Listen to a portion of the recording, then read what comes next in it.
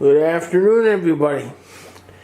It is Monday, April 8th, and it's time for another shop video. And we kind of got a surprise desktop here today that I wasn't expecting to stick around here, but it is, and I'll go into why in a moment.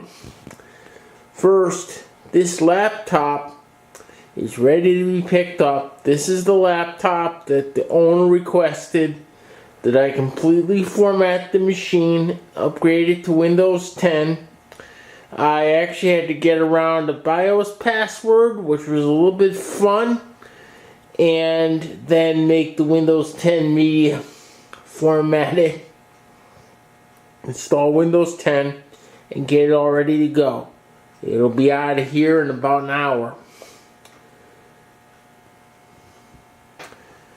This is a machine from a major business in Connecticut, and the owner of this machine is actually was in the process of shutting down his office and moving it into his house, in the middle of which a couple problems were discovered.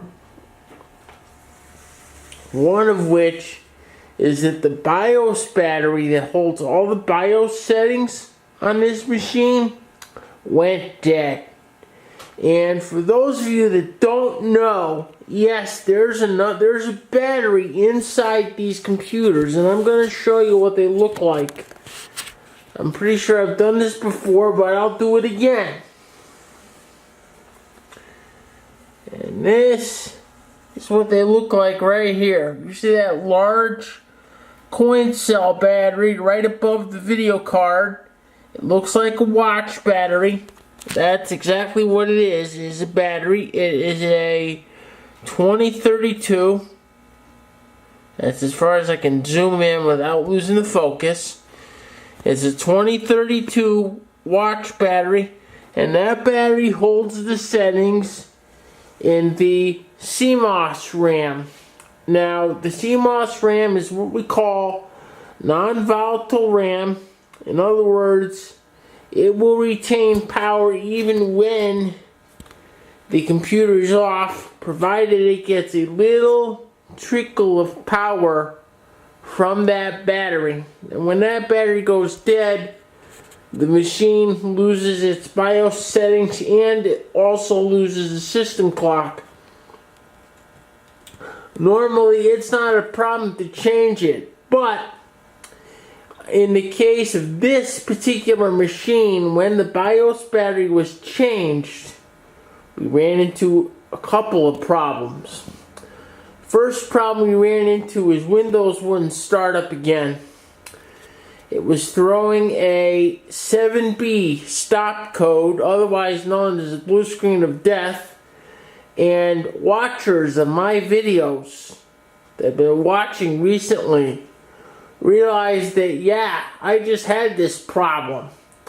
And the problem was when the BIOS lost all its settings, it also lost the proper setting for the serial ATA interface type, whether it was AHCI or ATA/IDE. Windows will not boot if this setting is incorrect. And yes, the setting was incorrect. It was actually set for the RAID controller setting, which, without changes to Windows, is going to cause that 7B blue screen of death. That 7B blue screen of death translates into inaccessible boot device. And long story short, it's because of a driver issue that's caused by the incorrect setting. So we had to stop and fix that. But while I was in the middle of fixing that, the owner was still here. I expected this thing to be a drop, fix, and take off. But when I got into the BIOS, I noticed the screen was flickering. And I said to him, I said, Jim, I don't know if I like what's going on with that screen. something else going on here. And sure enough, I wouldn't be damned if I changed the setting and saved the setting in the BIOS and the machine was rebooting, except the machine didn't reboot. Gave me an error code of 24. Now, for those of you that don't know Dells, they have diagnostic lights. They're actually diagnostic numbers. They appear as a number on the front of the machine. In this case, they appear right up here across this top strip where my finger is. And it actually reads out 1, 2, 3, 4. And it will go through the number sequences as each individual hardware test is being done. And the normal condition is it will go through them all and eventually no numbers will be displayed, and that's what you want. But this machine was stopping on numbers 2 and 4. In other words, numbers 2 and 4 were lit. And on a Dell, that means we have a video subsystem error. And it's very common on these optiplexes, and I'm not quite sure why this happens, but I've seen it 1,000 times. The onboard video chips on these optiplexes will die with little to no warning. And when that happens, you gotta put a video card into things real quick, which is why there's a video card sitting above that watch battery that I was demonstrating to you guys earlier. It's because this thing had a video subsystem failure while it was here. So it's gonna be here longer than I planned on. I've got a new card coming. It's supposed to be coming overnight. We'll see if that actually happens. My vendor, they're a little... I hope they get it out, but they can be a little funny sometimes depending on the time of day and when, as to exactly when a part leaves the warehouse. So we'll see about that. But that's what this one's in here for. The other topic that I wanted to talk to everybody about is that I read an article this morning. Cyber attacks against the healthcare sector are on the rise. And about 90% of those attacks comprise of ransomware. This is getting pretty serious. Now, for those of you that don't know, what is ransomware? Ransomware is a type of malware that what it will do when it gets on a machine is it will immediately scramble or encrypt all of the files that the ransomware can recognize as being certain types of files, and this is usually hard-coded into the ransomware itself, that it can get access to.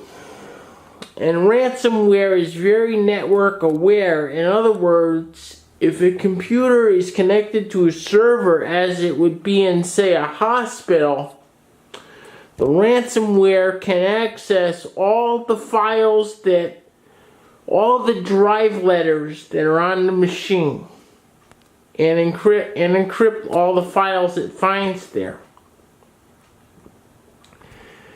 This is devastating to someplace like a hospital because in the healthcare field, unfortunately, by law, we have to have electronic health records. Thank you, Obamacare. And no, I do not agree with this.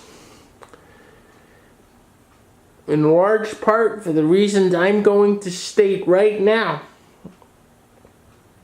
When a hospital gets hit by a piece of ransomware or a doctor's office gets hit by a piece of ransomware, or any other business gets hit by a piece of ransomware, that business is paralyzed.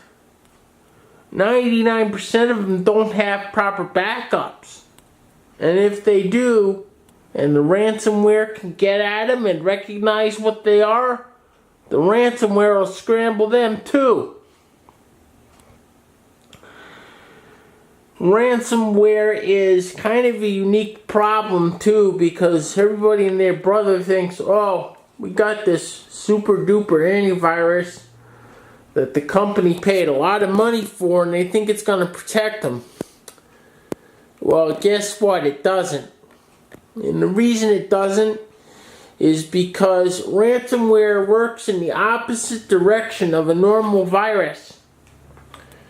A normal virus will first infect the machine, hang around for a little while, and then at a specific pre-programmed event, it will do what we call drop the payload. And the payload can be anything. It can be a hard drive destroyer. It can grab certain data and send it off to a third party, i.e. banking passwords. A malware payload can be anything. Ransomware, on the other hand, does this. It infects a machine. It will immediately then drop its payload, i.e. the encrypting of your files. It does this absolutely silently. You don't know what's going on as a user. Your system administrators don't know what's going on. And your antivirus doesn't know what's going on either. It will then display the message that says all your stuff is encrypted. And those of you that are watching this that have been victims of ransomware attacks, you know where I'm coming from. And it's at the point where you see the message that your antivirus goes, oh, you have a virus. And it pops up and it will happily remove the ransomware for you. But guess what? Payload's already been dropped. And the antivirus can't undo that. It's too late. You're in trouble. You either have to hope, A, you have access to good backups, which may or may not be the case, or B, the ransomware that you've been infected by is an older piece of ransomware that has been studied and decryption tools have been developed for. This is not always the case either. And then there's NotPetya. And for those of you that are somewhat familiar with NotPetya, NotPetya looks like ransomware, but it's not. It's a destroyer. It destroys hard drives. And it also spreads from computer to computer like a worm.